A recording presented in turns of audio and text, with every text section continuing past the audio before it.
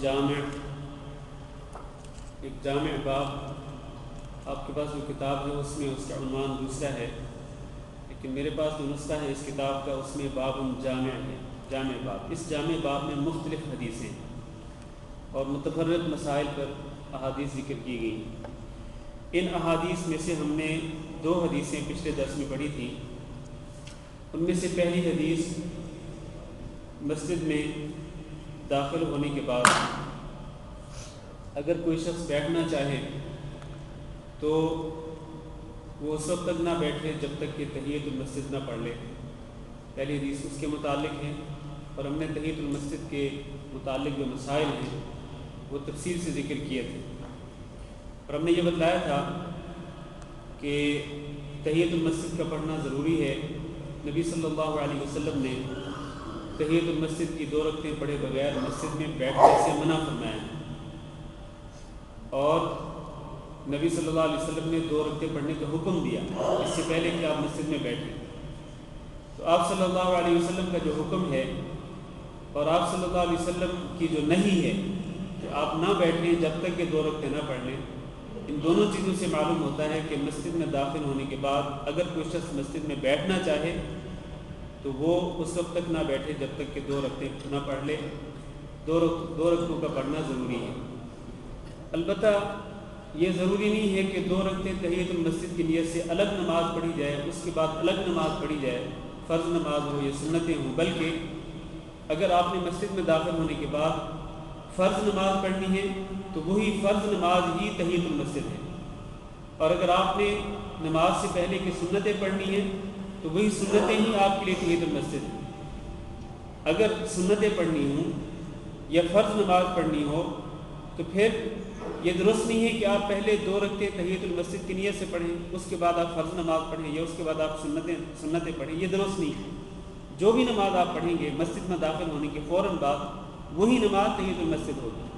ہاں، یہ تحیۃ المسجد کی نماز مستقل نماز تب ہوتی ہے جب آپ مسجد میں داخل ہوں اور اس وقت کسی نماز کا ٹائم نہ ہو، نہ فرض نماز کا ٹائم ہے اور نہ آپ نے سنتیں پڑھنی ہیں، بلکہ آپ آ کے بیٹھنا چاہتے ہیں اور اس وقت کسی نماز کا ٹائم نہیں، تو پھر آپ اس وقت تک نہیں بیٹھ سکتے جب تک کہ تحیۃ المسجد کی نیت سے 2 رکعتیں نہ پڑھیں۔ اس وقت یہ ایک مستقل نماز کی حیثیت رکھتی ہے جس کے متعلق ہم نے یہ حدیث پڑھی تھی۔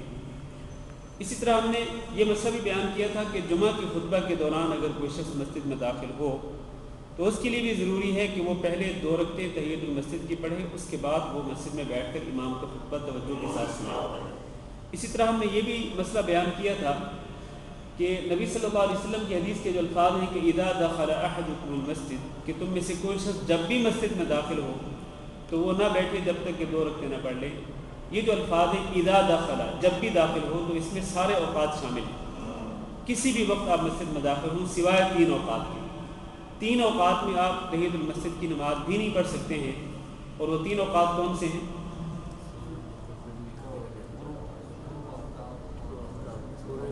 طلوع آفتاب، زوال آفتاب اور غروب آفتاب۔ ان 3 اوقات کے علاوہ باقی کسی بھی وقت میں مسجد میں داخل ہوں تو آپ تحیۃ المسجد کی نماز پڑھیں گے اور اس کے بعد مسجد میں بیٹھیں گے۔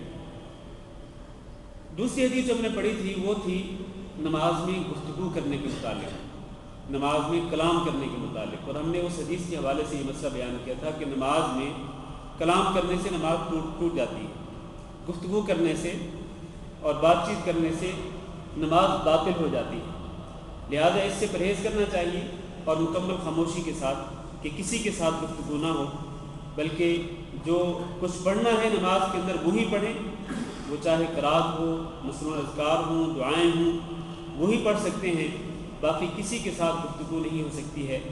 اس سے منع کر دیا گیا اللہ رب العزت کی طرف سے، جب اللہ نے فرمایا کہ وقوموا للہ قانتین، اللہ کے سامنے باادب ہو کر کھڑے رہا کرو۔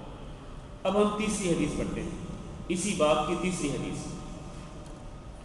عن عبد الله بن عمر وأبي هريرة رضي الله عنهما عن رسول الله صلى الله عليه وسلم أنه قال إذا اشتد الحر فأبردوا عن الصلاة فإن شدة الحر من فيح جهنم۔ حضرت عبداللہ بن عمر اور حضرت ابو ہریرہ رضی اللہ تعالی عنہما، یہ دونوں صحابی روایت کرتے ہیں رسول اکرم صلی اللہ علیہ وسلم سے کہ آپ نے فرمایا اذا اشتد الحر، جب گرمی بہت سخت ہو، فابردوا عن الصلاة، تو نماز کو ٹھنڈا کر لیا کرو، فإن شدت الحر من فیح جہنم، کیونکہ گرمی کی شدت جو ہے یہ جہنم کے جوش میں سے ہے، گرمی کی شدت جہنم کے جوش میں سے ہے، اس لیے جب گرمی بہت سخت ہو تو پھر آپ نماز کو ٹھنڈا کر لیا کریں۔ یہ حدیث ظہر کی نماز کو ٹھنڈا کر کے پڑھنے کے متعلق ہے کہ جب سخت گرمی کا موسم ہو اور سورج کی جو شعاعیں ہیں وہ سیدھی پڑ رہی ہیں، سورج کی شعاعیں سیدھی آپ پر پڑ رہی ہوں، تو ان شعاعوں میں چلنا ظاہر ہے کہ ایک انسان کے لیے خطرناک ہوتا ہے، جب تک کہ وہ شعاعیں ٹیڑھی نہ ہوں۔ تو جب سیدھی شعاعیں آپ کے اوپر پڑیں گی تو آپ کے لیے خطرناک ہوں گی، تو اس لیے رسول اکرم صلی اللہ علیہ وسلم نے سخت گرمی کے موسم میں ظہر کی نماز کو ٹھنڈا کر کے پڑھنے کا حکم دیا ہے۔ عموماً جو نمازوں کے لیے حکم ہے وہ کیا ہے کہ آپ نمازوں کو اول وقت میں ادا کریں، اور ظہر کی نماز کو بھی اول وقت میں ہی ادا کرنا بہتر ہے، لیکن جب گرمی کا موسم شدید ہو اور گرمی اور سورج کی جو دھوپ ہے وہ بہت تیز ہو، جو ناقابل برداشت حد تک ہو، برداشت نہ ہو سکتی ہو وہ تیز دھوپ، تو پھر یہ ہے کہ آپ نماز کو ٹھنڈا کر لیں۔ کتنا ٹھنڈا کر لیں، اس کی لمٹ یا اس کی تحدید کیا ہے؟ اس کی تحدید یہ کی گئی ہے، صحابہ کرام یہ بیان کرتے ہیں کہ رسول اکرم صلی اللہ علیہ وسلم ظہر کی نماز کو سخت گرمی کے موسم میں اتنا ٹھنڈا کرتے تھے کہ جب مکانوں اور دیواروں کا سایہ جب اتنا بڑھ جاتا تھا کہ اس سائے میں نماز کے لیے چل کے آنے والے لوگوں کے لیے چلنا آسان ہوتا، سایہ اتنا بڑھ جاتا دیواروں کا، مکانوں کا، کہ اسی سائے کے اندر ہی، اسی سائے کے اوپر ہی چل کر کے آتے تھے لوگ، اور ان کے لیے آسان ہوتا تھا، سورج کی شعاعیں ڈائریکٹ ان پر نہیں پڑتی تھی۔ تو اس قدر نبی صلی اللہ علیہ وسلم ظہر کی نماز کو ٹھنڈا کر لیا کرتے تھے۔ لیکن میرے بھائیوں، ایک تو یہ جو حکم ہے یہ ہر جگہ کے لیے نہیں ہے۔ مثلا کسی جگہ پہ اگر اتنی تیز گرمی ہی نہ ہو، اس قدر شدید گرمی نہ پڑتی ہو کسی جگہ پہ، مثلا جون، جولائی اور اگست کے موسم میں، کہ کوئی ٹھنڈا ملک ہو اور وہاں پر گرمی اگر پڑتی بھی ہو تو بہت ہلکی ہوتی ہو، تو کیا وہاں کے لوگ بھی اسی طرح نماز کو ٹھنڈا کر کے پڑھیں گے؟ نہیں۔ میں نے پہلے ہی بیان کیا کہ یہ اس ملک کے رہنے والے لوگوں کے لیے ان کے لیے حکم ہے کہ جو سورج کی تیز شعاعوں کو، سورج کی تیز دھوپ کو برداشت نہ کر سکتے ہیں اور اس تیز دھوپ میں چل کر نہ پہنچ سکتے ہیں، لہذا ٹھنڈے ملکوں کے لیے یہ حکم نہیں ہے۔ ایک تو یہ بات۔ دوسری بات یہ ہے کہ اگر گرم ملکوں میں سے بھی کوئی ملک ایسا ہو کہ جہاں پر سہولتیں اس قدر زیادہ ہوں کہ ان سہولتوں کی وجہ سے وہ تیز گرمی جو ہے وہ محسوس نہ ہو، سورج کی شعاعوں سے بچنا بھی ممکن ہو اور تیز دھوپ سے بچنا بھی ممکن ہو، جس طرح کہ یہاں پر ہے۔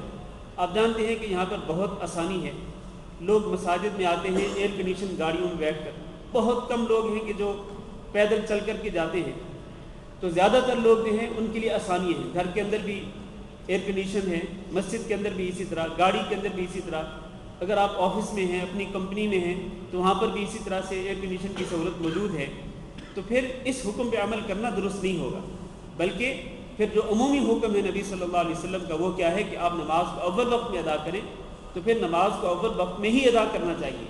لہذا اس حدیث پر عمل کب کیا جائے گا؟ عمل تب کیا جائے گا کہ جب بہت شدید گرمی ہو، تیز دھوپ ہو، سورج کی شعاعیں بالکل سیدھی پڑ رہی ہوں نمازیوں کے اوپر اور وہ دھوپ سے نہ بچ سکتے ہوں، ان کے لیے مسجد میں آنا ناممکن ہو یا بہت زیادہ مشکل ہو اور ان کی جان کو خطرہ درپیش ہو، تو پھر اس حالت میں اس حدیث پر عمل کیا جائے گا اور نماز کو، ظہر کی نماز کو ٹھنڈے وقت میں ادا کیا جائے گا۔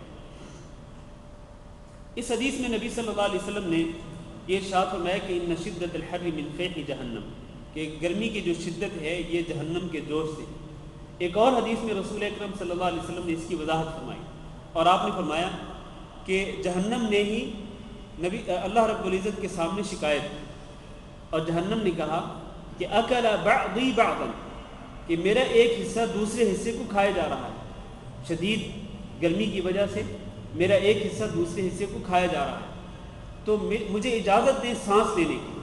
تو اللہ رب العزت نے جہنم کو 2 مرتبہ سانس لینے کی اجازت دی، سال میں 2 مرتبہ سانس لینے کی اجازت دی، نفس فی الصیف و نفس فی الشتاء، گرمی میں ایک سانس اور سردی میں ایک سانس۔ تو جب جہنم جو ہے وہ وہ سانس باہر کو نکالتی ہے تو دنیا میں گرمی ہو جاتی ہے، اور اسی جہنم کا جوش جو ہے وہ دنیا میں آتا ہے، اور اس کی وجہ سے گرمی کی شدت میں اضافہ ہو جاتا ہے۔ اور جب وہ سانس واپس لیتی ہے، جہنم جب اپنا سانس واپس لیتی ہے، جس طرح آپ جانتے ہیں انسان بھی اسی طرح سے سانس لیتا ہے کہ ایک مرتبہ اس کا سانس اندر کی طرف جاتا ہے پھر باہر کی طرف آتا ہے، تو جب جہنم سانس اندر کی طرف لیتی ہے تو دنیا میں سردی پھیل جاتی ہے اور گرمی کی شدت ختم ہو جاتی ہے۔ تو اس لیے رسول اکرم صلی اللہ علیہ وسلم فرمایا کہ ان شدت الحر من فیح جہنم، یہ گرمی کی شدت جو ہے یہ جہنم کے جوش سے ہے۔ لہذا جب جہنم کا جوش نکل رہا ہو اور دنیا میں اس قدر گرمی ہو کہ لوگوں کے لیے اس گرمی میں چل کر مسجد میں پہنچنا مشکل ہو، تو پھر آپ کیا کریں؟ پھر آپ ظہر کی نماز کو ٹھنڈا کر لیں اور ٹھنڈے وقت میں ادا کر لیں۔ اور اس کی جو دیگر تفصیلیں میں نے پہلے ہی بتلا دی ہے کہ اس حدیث پر کب عمل کیا جائے گا اور کس جگہ پہ عمل کیا جائے گا۔ اس سے اگلی حدیث عن انس بن مالک رضی اللہ عنہ قال قال رسول اللہ صلی اللہ علیہ وسلم من نسی صلاة فلیصلیها اذا ذکرها لا کفارة لها الا ذلك، وتلا قوله تعالی اقم الصلاة لذکری، ولمسلم من نسی صلاة او نام عنها فکفارتها ان یصلیها اذا ذکرها۔ انس بن مالک رضی اللہ تعالیٰ عنہ بیان کرتے ہیں کہ رسول اکرم صلی اللہ علیہ وسلم نے ارشاد فرمایا من نسی صلاۃً، جو شخص بھول جائے کسی نماز کو، من نسی صلاۃً، نسیہ کا جو لفظ ہے یہ نسیان سے بھولنا، جو شخص بھول جائے کسی نماز کو تو وہ بھولی ہوئی نماز کب پڑھے؟ فلیصلیها، تو وہ اس نماز کو پڑھ لے، کب؟ اذا ذکرها، جب وہ اس کو یاد آئے، جب وہ بھولی ہوئی نماز اس کو یاد آئے تو وہ اس نماز کو پڑھ لے۔ لا کفارۃ لها، اس بھولی ہوئی نماز کا کوئی کفارہ نہیں ہے، الا ذالک، مگر وہی کیا کہ جب یاد آئے تو وہ اس کو ادا کر لے، یہی اس کا کفارہ ہے۔ ایک شخص نماز کو بھول گیا کہ نماز پڑھنی تھی، اور پھر کچھ دیر کے بعد اس کو یاد آ گیا کہ نماز پڑھنی تھی، تو اس کو اسی وقت نماز پڑھ لینی چاہیے۔ جب وہ نماز پڑھے گا تو وہ بھولی ہوئی نماز کا کفارہ ادا ہو جائے گا، اس بھول کا کفارہ ادا ہو جائے گا، یعنی وہ اللہ رب العزت اس کو معاف کر دے گا، کیونکہ انسان کو جو بھول ہوتی ہے وہ معاف ہوتی ہے۔ وَتَلَا قَوْلَهُ تَعَالَى، اللہ رب العزت کا یہ فرمان آپ صلی اللہ علیہ وسلم نے تلاوت فرمایا، اقم الصلاۃ لذکری، کہ آپ نماز قائم کیجئے میری یاد کے لیے، قائم کیجئے نماز میری یاد کے لیے۔ وَلِمُسْلِمٍ، اور مسلم کی ایک روایت میں الفاظ یہ ہیں کہ من نسی صلاۃً، جو شخص بھول جائے نماز، او نام عنہا، یا اس سے سو جائے، بھولنا اور سونا یہ 2 عذر ہیں۔ جو شخص بھول جائے کسی نماز کو، او نام عنہا، یا اس سے سو جائے، فکفارتها، اس بھولی ہوئی نماز یا جس نماز سے انسان سو گیا اس کا کفارہ کیا ہے؟ ان یصلیها اذا ذکرها، کہ وہ اس کو پڑھ لے جب اس کو وہ یاد آئے۔ اس حدیث میں کئی مسائل ہیں، اس حدیث میں متعدد مسائل ہیں۔ ان مسائل میں سے ایک مسئلہ یہ ہے کہ نبی صلی اللہ علیہ وسلم نے فرمایا کہ من نسی صلاۃً، کہ جو شخص نماز کو بھول جائے تو وہ کب پڑھے اس کو؟ جب اس کو وہ یاد آئے۔ اور اگر کوئی شخص کسی شخص کو نماز بھولے نہیں بلکہ جان بوجھ کے چھوڑ دے، اس کا کفارہ کیا ہے؟ ایک شخص نماز کو بھول جاتا ہے، ایک معقول عذر ہے، شرعی عذر ہے بھولنا، اس کے لیے تو کفارہ بتا دیا رسول اکرم صلی اللہ علیہ وسلم نے کہ جب اس کو وہ نماز یاد آئے تو وہ اس کو پڑھ لے، یہ اس کا کفارہ ہے، اس کی بھول چوک معاف ہو جائے گی اور اس سے اللہ رب العزت پوچھ گچھ نہیں کرے گا، اس بھول پر اللہ تعالیٰ اس سے مواخذہ نہیں کرے گا، اس کی پکڑ نہیں کرے گا۔ لیکن ایک شخص بھولا نہیں، جان بوجھ کے نماز کو چھوڑ دیا، اس کا کفارہ کیا ہے؟ کیا اس کا کفارہ بھی یہی ہے کہ وہ پھر اس نماز کو نماز کا ٹائم نکلنے کے بعد پڑھ لے یا اگلے دن اس کو قضا کر لے؟ کیا اس کا کفارہ یہی ہے؟ اس کا کفارہ وہ ہے جو بھی بزرگ بتا رہے تھے ہمارے، کہ اس کا کفارہ ہے توبہ. اس کو فوری طور پر اللہ تعالیٰ سے معافی مانگنی چاہیے، توبہ کرنی چاہیے، کیونکہ اس نے دیدہ دانستہ جان بوجھ کے ایک نماز کو اس کے اصلی وقت سے نکال دیا. اگر وہ اس کے بعد اس کو پڑھے گا بھی،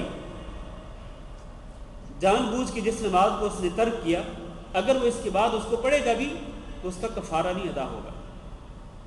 کفارہ ادا نہیں ہوگا. کفارہ کیسے ادا ہوگا؟ کہ وہ سچے دل کے ساتھ توبہ کرے، اللہ تعالیٰ سے معافی مانگے اور اللہ کے سامنے اس بات کا اعتراف کرے کہ اس نے بہت بڑے گناہ کا ارتکاب کیا، بہت بڑے جرم کا ارتکاب کیا. اللہ کے سامنے ندامت اور حسرت کا اور شرمندگی کا اظہار کرے. جب وہ اللہ تعالیٰ کے سامنے اس گناہ کا اعتراف کرے گا، اللہ اس کو معاف کر دے گا. یہ ہے اس کا کفارہ. کس کا؟ کہ جو جان بوجھ کر کسی نماز کو چھوڑے. میرے بھائیوں، یہ ایک نماز کا معاملہ ہے. ایک نماز اگر جان بوجھ کے چھوڑیں تو اس کا کفارہ توبہ کے بغیر کوئی نہیں ہے. لیکن اگر کوئی شخص ایک نماز نہیں، 10 20 سینکڑوں نمازوں کا تارک ہو، اس کا کفارہ کیا ہوگا؟ اس کا کفارہ توبہ کے ساتھ ساتھ اس کے لیے یہ ہے کہ وہ بہت زیادہ نیک اعمال سر انجام دے، بہت زیادہ نفل نماز پڑھے، بہت زیادہ صدقہ خیرات کرے اور اللہ رب العزت کو راضی کرنے کی کوشش کرے. ایک نماز کو چھوڑنا کبیرہ گناہ ہے، بلکہ کفر ہے. یہ ایک نماز کو جان بوجھ کے چھوڑنا کفر ہے. لہذا اگر کوئی شخص ایک ہی نماز کا تارک ہو، جان بوجھ کے چھوڑ دے، اس کے لیے تو کفارہ یہ ہے کہ وہ توبہ کر لے، اللہ تعالیٰ سے معافی مانگے اور اس کے بعد پھر نمازیں مسلسل پابندی کے ساتھ پڑھنا شروع کر لے. لیکن 10 20 سینکڑوں نمازوں کا جو تارک ہے، وہ توبہ کے ساتھ ساتھ اپنی اصلاح کی کوشش کرے، نماز پابندی کے ساتھ پڑھے اور دیگر عبادات بھی سر انجام دے، نفلی عبادات، تاکہ نفلی عبادات کے ذریعے اس فرضی عبادت میں جو خلل پیدا ہوا وہ خلل پورا کر دیا جائے. ایک تو یہ مسئلہ ہوا کہ یہ جو کفارہ ہے، یہ کفارہ کس شخص کے لیے ہے؟ اس شخص کے لیے جو نماز کو بھول گیا. بھولے ہوئے شخص کے لیے کفارہ یہ ہے کہ جب اس کو نماز یاد ہے جو اس کو ادا کر لے. ایک تو یہ مسئلہ. دوسرا مسئلہ یہ ہے اس حدیث میں، ذرا توجہ رکھیے. فرمایا من نسی صلاۃ فلیصلیھا اذا ذکرھا، جو شخص کسی نماز کو بھول جائے تو وہ اس کو پڑھ لے. کب؟ اس نماز کا ٹائم جب اگلے دن ہو تو اس کو اس وقت پڑھے، جیسے ہی اس کو یاد آئے. اور یہ جو لفظ ہے اذا ذکرھا، اس میں رد ہے ان لوگوں کا جو کہتے ہیں کہ اگر ایک نماز کا وقت چلا جائے اور آپ نے وہ نماز نہیں پڑھی تو پھر آپ اس نماز کو قضا کریں گے. کب؟ اگلے دن جب اس نماز کا ٹائم آئے گا تو اس دن کی نماز بھی پڑھیں گے اور پچھلے دن کی نماز کو قضا بھی کریں گے. ایسے لوگ ہیں جن کا یہ عقیدہ ہے اور ان کا یہ نظریہ ہے. تو میں ان کا نام نہیں لیتا، آپ جانتے ہوں گے یقیناً. تو یہ نظریہ سراسر غلط ہے اور جہالت پر مبنی ہے. یہ رسول اکرم صلی اللہ علیہ وسلم نے ارشاد فرمایا کہ اذا ذکرھا، جب نماز یاد آ جائے، بھولی ہوئی نماز جیسے ہی یاد آئے اس کو اسی وقت ادا کریں. فرض کریں مغرب کی نماز بھول گئے آپ اور آپ کو یاد آئی عشاء کی نماز پڑھنے کے بعد. عشاء کی نماز پڑھ لی، آپ کو یاد آیا وہ میں نے آج مغرب کی نماز نہیں پڑھی. کسی وجہ سے آپ بھول گئے. انسان بھول جاتا ہے. کب پڑھیں؟ اسی وقت، فوراً پڑھیں. مغرب کی نماز آپ کو فرض کریں یاد آئی کل فجر کی نماز کے بعد. فجر کی نماز آپ پڑھ لیں. اس کے بعد آپ کو یاد آیا کہ کل میں نے مغرب کی نماز نہیں پڑھی، رات کو مغرب کی نماز پڑھنی تھی، نہیں پڑھی. کب پڑھیں وہ مغرب کی نماز؟ اسی وقت پڑھیں. فجر کی نماز کی فوراً بعد پڑھیں. جیسے ہی آپ کو یاد آئے اسی وقت پڑھیں. تو یہ رسول اکرم صلی اللہ علیہ وسلم کے جو الفاظ ہیں اذا ذکرھا، جب اس کو یاد آئے اسی وقت اس نماز کو ادا کر لیں. لا کفارۃ لھا الا ذلک، اس کے لیے کوئی کفارہ نہیں سوائے اس چیز کے کہ وہ جیسے ہی اس کو نماز یاد آئے تو اس کو پڑھ لیں. اچھا، اگلی جو روایت ہے، اسی حدیث کی جو اگلی روایت ہے مسلم کی، اس میں ایک لفظ کا اضافہ ہے، من نسی صلاۃ او نام عنہا، جو شخص نماز بھول جائے، او نام عنہا، یا اس سے وہ سو جائے. یہ سونا دوسرا عذر ہے، بھولنا ایک عذر، سونا دوسرا عذر. تو رسول اکرم صلی اللہ علیہ وسلم نے فرمایا کہ اس کا کفارہ یہ ہے کہ وہ اس بھولی ہوئی نماز کو اس وقت ادا کرے جب اس کو یاد آئے، اور جس نماز سے وہ سو گیا تو اس کو کس وقت ادا کرے؟ جب وہ بیدار ہو۔ جیسے ہی بیدار ہو تو اس کی نیند کے دوران جو نماز چلی گئی وہ اس نماز کو پڑھ لے۔ فرض کریں ایک شخص ظہر کی نماز کے بعد آیا، تقریباً 2-2:30 بجے آیا اپنی ڈیوٹی سے، تھکا ہوا تھا بہت زیادہ، طبیعت خراب تھی، کھانا کھایا، سو گیا، اور نیند اتنی گہری آئی کہ عصر کی نماز کے لیے بیدار نہیں ہو سکا۔ پھر عصر کی نماز کے بعد بھی سویا رہا، حتیٰ کہ مغرب کی نماز کا ٹائم ہو گیا، اذان ہوئی، اٹھا تو مغرب کی نماز کا ٹائم ہو چکا تھا، مغرب کی نماز ادا کی جماعت کے ساتھ۔ تو اب اس کو یہ پتہ ہے کہ میں عصر کی نماز کے وقت سویا ہوا تھا، عصر کی نماز میں نے نہیں پڑھی۔ اگر تو اس کو عصر کی نماز مغرب کی نماز سے پہلے پڑھنے کا موقع مل جائے، کیونکہ مغرب کی اذان ہونے کے بعد اقامت ہونے تک تقریباً 5 منٹ ہوتے ہیں، اگر موقع مل جائے تو عصر کی نماز پہلے پڑھ لے، اس کے بعد مغرب کی نماز جماعت کے ساتھ پڑھ لے۔ اگر موقع نہیں ملتا، اس نے وضو کیا، وضو کر کے مسجد میں پہنچا، آتے ہی جماعت کھڑی ہو گئی، اب وہ کیا کرے؟ اب مغرب کی نماز پڑھ لے، اس کے بعد وہ عصر کی نماز جو اس کی رہ گئی تھی اس کو وہ ادا کر لے۔ لہذا جس نماز سے انسان سو جائے، فجر کی نماز ہے، فجر کی نماز سے آپ سو گئے، آپ کی عادت نہیں ہے سونا، میں یہاں آپ کو یہ تنبیہ کر دوں کہ نہ کسی بھی فرضی نماز سے سونے کی عادت بنا لینا یہ بہت ہی سنگین جرم ہے، عادت بنا لینا۔ ہاں انسان ہونے کے ناطے کبھی کبھار ایسا ہو سکتا ہے، فجر کی نماز کے وقت انسان سو سکتا ہے، نیند غالب آ سکتی ہے، للنوم سلطہ، کہ نیند جو ہوتی ہے اس کا غلبہ ہوتا ہے، نیند جب غالب آتی ہے تو پھر انسان کسی کام کے نہیں رہتا ہے۔ تو وہ کیا کہتے ہیں کہ نیند تو سولی پہ بھی آ جاتی ہے، تو نیند جو ہے اس کا غلبہ ہوتا ہے، نیند میں انسان بے بس ہو جاتا ہے۔ تو اگر انسان کی عادت نہ ہو، کبھی کبھار ایسا ہو جائے کسی نماز سے سو جائے تو اللہ رب العزت معاف کرنے والا ہے، جب جاگیں تو نماز پڑھ لیں۔ لیکن اگر عادت بنائیں گے، خصوصاً فجر کی نماز، عادت بنا لی کہ آپ فجر کی نماز کے وقت اٹھتے ہی نہیں، کب اٹھتے ہیں؟ جب ڈیوٹی کے لیے جانا ہوتا ہے، 7 بجے 8 بجے اٹھے، نماز پڑھی اور پھر ڈیوٹی پہ چلے گئے۔ میرے بھائیو یہ بہت ہی خطرناک جرم ہے، سنگین گناہ ہے، یہ بہت بڑا گناہ ہے، ایسی عادت نہیں بنانی چاہیے۔ آپ کو معلوم ہے کہ رسول اکرم صلی اللہ علیہ وسلم نے خواب میں کچھ لوگوں کو عذاب قبر میں مبتلا دیکھا۔ خواب میں آپ صلی اللہ علیہ وسلم نے کچھ لوگوں کو مختلف قسم کے عذابوں میں مبتلا دیکھا، کسی کو کسی طرح سے عذاب دیا جا رہا ہے، کسی کو کسی طرح سے عذاب دیا جا رہا ہے۔ ایک شخص آپ نے ایسا بھی دیکھا کہ جو ایک نہر میں ہے، خون کی نہر میں کھڑا ہے، اور اس کے کنارے پہ، نہر کے کنارے پہ ایک شخص کے ہاتھ میں پتھر ہے، وہ پتھر اس کے سر پہ مارتا ہے اور اس کا سر کچلا جاتا ہے، پھر اس کے بعد اس کا سر دوبارہ اصلی حالت میں واپس لوٹتا ہے۔ پھر جیسے ہی اصلی حالت میں واپس لوٹتا ہے تو فرشتہ اس پر وہ پتھر دوبارہ مارتا ہے، پھر اس کا سر کچلا جاتا ہے، بار بار ایسے ہو رہا ہے، فرشتہ اس کو پتھر مار رہا ہے، اس کا سر کچلا جاتا ہے، پھر اس کا سر اپنی اصلی حالت میں واپس لوٹتا ہے، پھر اس کو پتھر لگتا ہے۔ یہ عذاب اس کو بار بار دیے جا رہے ہیں۔ جب رسول اکرم صلی اللہ علیہ وسلم نے حضرت جبریل سے پوچھا تو حضرت جبریل نے کیا بتلایا کہ یہ شخص کون ہے؟ یہ وہ ہے جو فرضی نماز سے سو جاتا ہے، فرض نماز کے وقت سویا رہتا ہے۔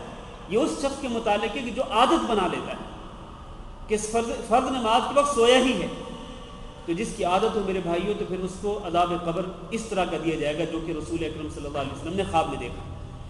تو جس کی عادت نہ ہو، بغیر عادت کے کوئی شخص فرض نماز سے سو جائے تو اس کا کفارہ کیا ہے کہ جیسے ہی وہ بیدار ہو تو اس نماز کو جس سے وہ سویا رہ گیا اس کو وہ ادا کر لے۔ اگلی حدیث عن جابر بن عبد الله رضی اللہ عنہما ان معاذ بن جبل رضی اللہ عنہ كان يصلي مع رسول الله صلی اللہ علیہ وسلم العشاء الآخرة ثم يرجع الى قومه فيصلي بهم تلك الصلاة۔ جابر بن عبداللہ رضی اللہ تعالی عنہما بیان کرتے ہیں کہ معاذ بن جبل رضی اللہ تعالی عنہ کان یصلی مع رسول اللہ، نماز پڑھا کرتے تھے رسول اللہ صلی اللہ علیہ وسلم کے ساتھ۔ کون سی نماز؟ العشاء الآخرہ، آخری عشاء، کیونکہ ایک العشاء الاولیٰ ہے اور ایک العشاء الثانیہ یا الاخرى ہے۔ العشاء الاولیٰ کون سی ہے؟ مغرب کی نماز کو العشاء الاولیٰ کہا جاتا ہے اور عشاء کی نماز کو العشاء الآخرہ کہا جاتا ہے۔ تو حضرت معاذ بن جبل رضی اللہ تعالیٰ عنہ رسول اللہ صلی اللہ علیہ وسلم کے ساتھ عشاء کی نماز پڑھتے تھے۔ ثم يرجع الى قومه، پھر وہ لوٹ جاتے تھے اپنی قوم کی طرف.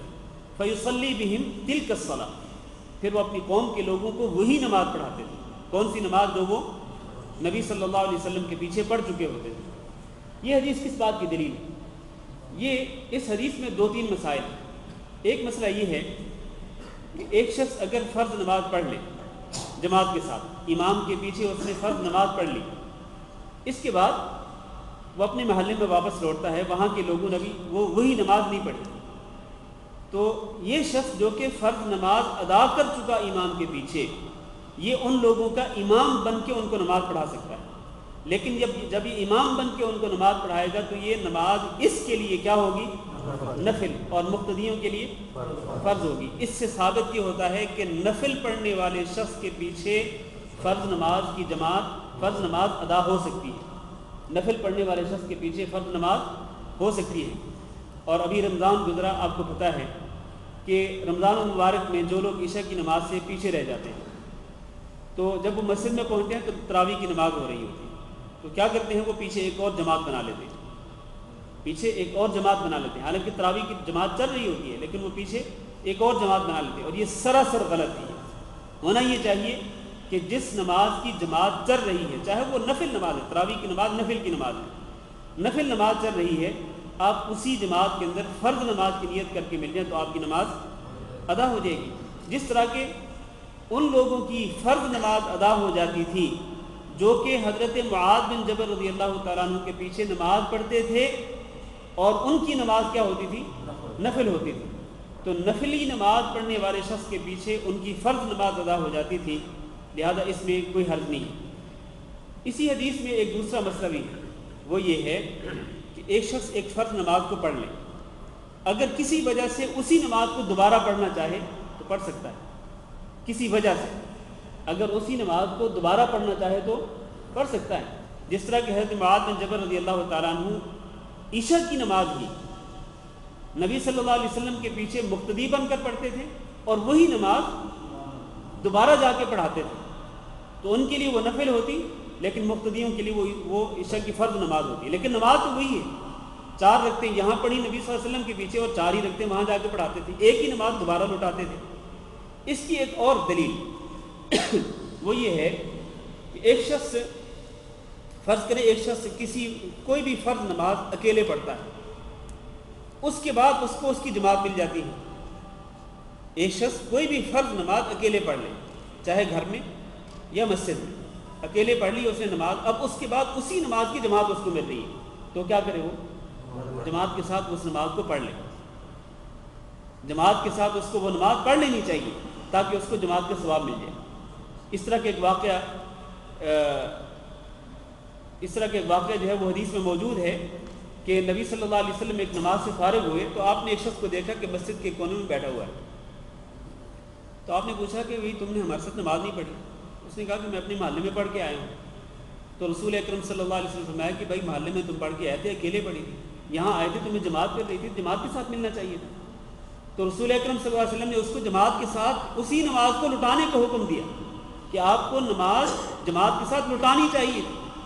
لہٰذا خلاصہ یہ ہے کہ ایک نماز جب آپ ادا کر لیں، اسی نماز کو اگر آپ دہرانا چاہیں کسی وجہ سے کہ آپ کو جماعت مل رہی ہو، یا آپ مثلاً آپ کو امام بنایا جاتا ہو، آپ کو کہا جائے کہ آپ امام بنیں، ہم آپ کے پیچھے نماز پڑھتے ہیں، تو کوئی حرج نہیں، آپ اسی نماز کو دوبارہ لٹا سکتے ہیں. وہ نماز آپ کے لیے نفل ہوگی اور مقتدیوں کے لیے یقیناً وہ فرض ہوگی. اگلی حدیث پڑھ لیں پھر آپ کے سوالات لیتے ہیں. عن انس بن مالك رضي الله عنه قال كنا نصلي مع رسول الله صلى الله عليه وسلم في شدة الحر فإذا لم يستطع أحدنا أن يمكن جبهته من الأرض بسط ثوبه فسجد عليه.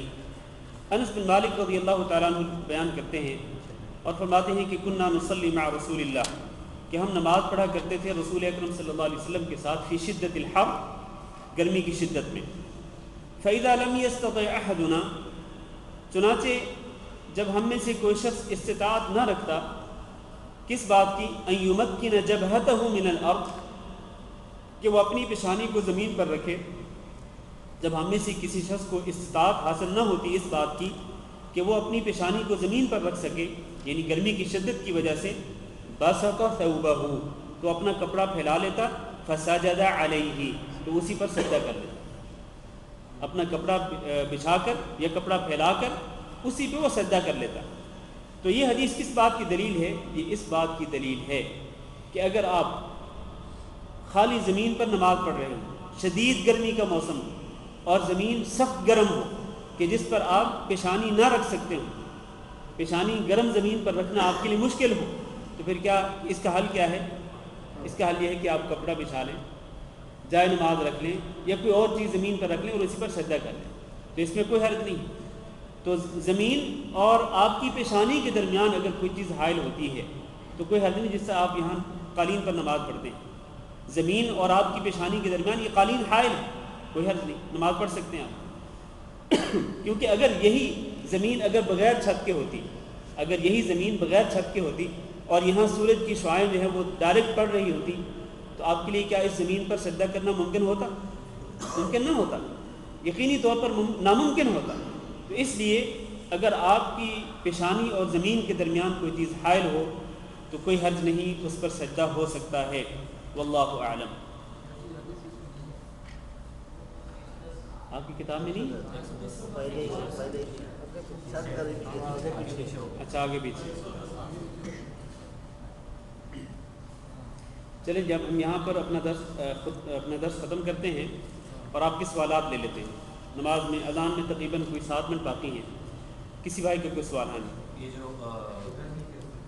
نماز فرض ادا کرتی ہیں اور بعد میں کوئی بھائی آئے ان کو فرض پڑھانے کے لیے ساتھ میں جماعت کرنے کے لیے پھر سے ریپیٹ کرتے ہیں نماز، تو اس میں افضل کیا ہے کہ جس نے فرض نماز ادا کر لی وہ امامت کرے، یعنی اگر مان لے وہ پیچھے والا جو آیا وہ بول رہا ہے کہ یہاں بھی امام کرتا ہے لیکن ان کی تو نفل ہے جی جی، اور پیچھے آنے والے کی فرض ہو رہی ہے، تو افضل اس میں ایسا کچھ ہے کہ جس کی فرض باقی ہے وہ امامت کرے تو اس میں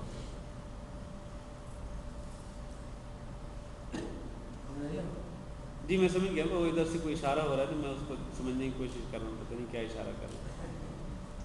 اچھا سوال جو ہے نا، میں سمجھ گیا ہوں کہ اگر جس نے جماعت کرانی ہے وہ 2 قسم کے لوگ ہیں، ایک تو وہ ہے کہ جس نے ابھی فرض نماز پڑھنی ہے اور ایک وہ ہے کہ جس نے فرض نماز پڑھ لی ہے، تو اب کس کو امام بنایا جائے؟ جس نے فرض نماز پڑھنی ہے اس کو امام بنایا جائے یا جس نے فرض نماز آلریڈی ادا کر دی ہوئی ہے تو اس کو کہا جائے کہ آپ ہمارے امام بنیں اور ہم آپ کے پیچھے نماز پڑھتے ہیں؟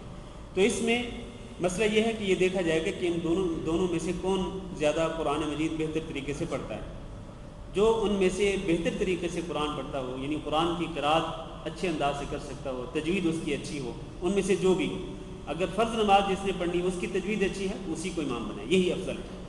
اور اگر اس سے بہتر وہ شخص ہے جو فرض نماز پڑھ چکا لیکن اس کی ماشاءاللہ تجوید بہت اچھی ہے، تو آپ اس کو کہہ سکتے ہیں کہ آپ ہمیں نماز پڑھا دیں، تو وہ امام بنے، پھر یہی افضل ہے، پھر اس حالت میں یہی افضل ہوگا کہ وہ شخص آپ کے امام بنے۔ ہاں جی، کسی اور بھائی کے کوئی سوال؟ جی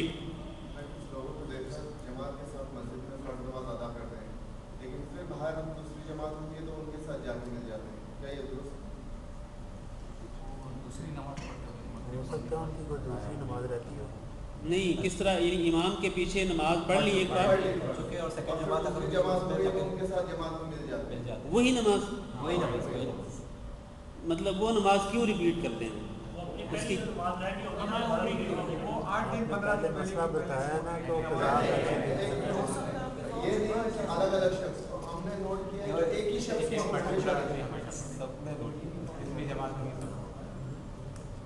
ایک تو دیکھیں اس میں 2 مسئلے ہیں، ایک تو یہ ہے کہ جو عموماً لوگوں کے ہاں نظریہ ہے کہ وہ قضاء عمری پڑھتے ہیں کہ ہر نماز کے ساتھ ایک ایکسٹرا نماز پڑھتے ہیں، تو وہ اس کو قضاء عمری کہتے ہیں کہ پچھلی زندگی میں جو نمازیں قضا ہوتی رہیں، مطلب جان بوجھ کے نمازیں چھوڑتا رہا، تو اب ان کو یہ مسئلہ بعض لوگوں کی طرف سے بتایا جاتا ہے کہ آپ جب نماز ادا کریں تو ایک ایکسٹرا نماز ہر نماز کے ساتھ پڑھ لیں تاکہ پچھلی جو قضا ہے وہ ادا ہو جائے، پچھلا جو خسارہ ہے، جو نقصان ہے وہ پورا ہو جائے۔ تو یہ تو غلط ہے، اگر وہ اس نیت سے وہ نماز پڑھتا ہے تو یہ سراسر غلط ہے۔ میں نے پہلے آپ کو بتلایا کہ پچھلی جو چھوڑی ہوئی نمازیں ہیں، چاہے وہ 10 20 سینکڑوں نمازیں ہوں، کئی سالوں کی نمازیں ہوں، ان نمازوں کا کفارہ کیا ہے؟ توبہ ہے، توبہ اور صدقہ خیرات کرنا، نفلی عبادات سر انجام دینا، سچے دل سے توبہ کرنا، اپنی اصلاح کی کوشش کرنا، جس نے سچے دل سے توبہ کر لی اللہ تعالیٰ نے اس کی پچھلی تمام نمازیں جو اس نے چھوڑی تھیں اللہ نے وہ معاف کر دی. ٹھیک ہے نا. التائب من الذنب کمن لا ذنب له. جو شخص ایک گناہ سے توبہ کر لیتا ہے تو وہ ایسے جیسے اس نے گناہ کیا ہی نہیں. یہ اللہ رب العزت کی مہربانی ہے, اس کا فضل و کرم ہے کہ اللہ تعالیٰ نیکیاں قبول کرتا ہے اور برائیوں کو معاف کر دیتا ہے جب بندہ سچے دل کے ساتھ معافی مانگے. تو قضاء عمری کی نیت سے اس طرح ہر نماز کے بعد ایک ایکسٹرا نماز پڑھنا کہ پیچھے جماعت ہو رہی ہو تو وہی نماز دوبارہ جا کے پڑھیں, تو یہ سراسر غلط ہے. لیکن اگر اس میں جو دوسرا مسئلہ ہے وہ یہ ہے کہ فرض کریں کہ اس شخص کی عادت نہیں ہے اس طرح ہر نماز کے بعد ایک ایکسٹرا نماز پڑھنا, اس کی عادت نہیں ہے.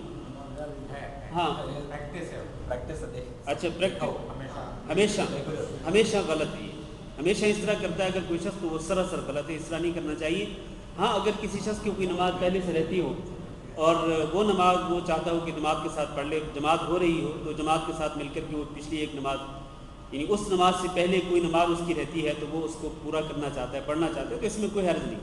لیکن ہمیشہ عادت بنا لینا اس طرح ہر نماز کے بعد یہ سراسر غلط ہے, اس کی کوئی دلیل نہیں. ہاں جی سوالات؟ کسی دوست کو ریفرنس سے کام نہیں جو لکھا ہے نا سمجھ نہیں آ رہا. ریفرنس سے کام کے لیے جس کا وہ بزنس کرتا ہے اور اس کام میں اگر میں اپنے لیے کم سن کمیشن رکھنے کا بولوں جو کہ جیسے کہ 50% پورے کام میں, تو پیسے میرے جائز ہیں. یہ اردو عجیب سی لکھی ہوئی ہے, سمجھ نہیں آئی مجھے. اگر بھائی یہاں موجود ہوں تو سوال کر سکتے ہیں تاکہ میں سمجھ سکوں کہ یہ سوال کیا ہے. ہو سکتا ہے کسی کو کام لے کے دیا وہ اس میں 50% بات تو کمیشن کی ہے نا. کسی دوست کو ریفرنس سے کام کے لیے دیا, اپنا ریفرنس یوز کر کے کام کروایا تو اس میں کمیشن لے سکتے کام دے کے دیا ہوگا. کام میں اگر میں اپنے لیے کمیشن رکھنے کا بولوں جو کہ معقول مبلغ ہو جیسے کہ 50%, معقول مبلغ ہو جیسے کہ 50%, ماشاء اللہ